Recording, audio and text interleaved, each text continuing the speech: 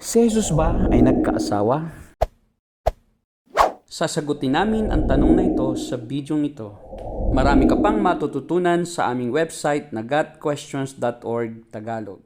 Si Jesucristo ay hindi nagkaasawa.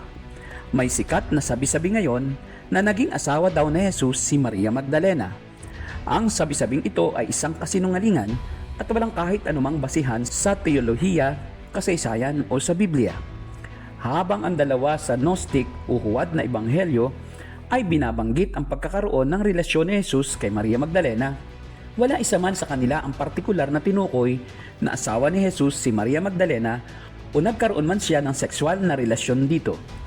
Ang pinakatanging suhestyon sa maling palagay na ito ay noong hagka ni Maria Magdalena si Jesus na maituturing na halik bilang kaibigan o isang alagad. At kung sakali mang direktang sinabi sa Gnostic na ebanghelyo na asawa ni Jesus si Maria Magdalena, ang ebanghelyong ito ay walang otoridad dahil ang mga ebanghelyong ito ay napatunayan na inimbento lamang upang lumikha ng maling pananaw tungkol kay Jesus.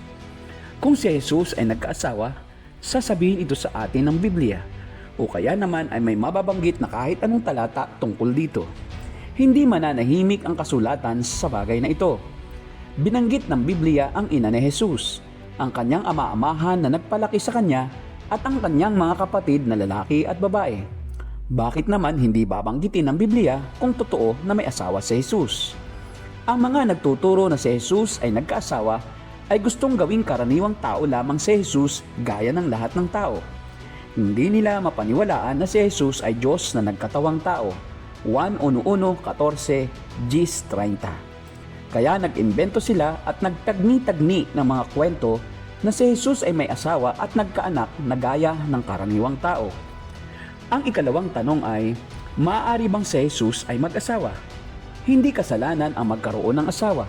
Hindi rin kasalanan ang magkaroon ng sexual na kaugnayan sa isang asawa. Kaya, maaaring mag-asawa si Jesus at manatiling banal na kordero ng Diyos at tagapagligtas ng sanlibutan. Gayunman, walang dahilan upang mag-asawa si Jesus. Hindi iyan ang punto ng usaping ito.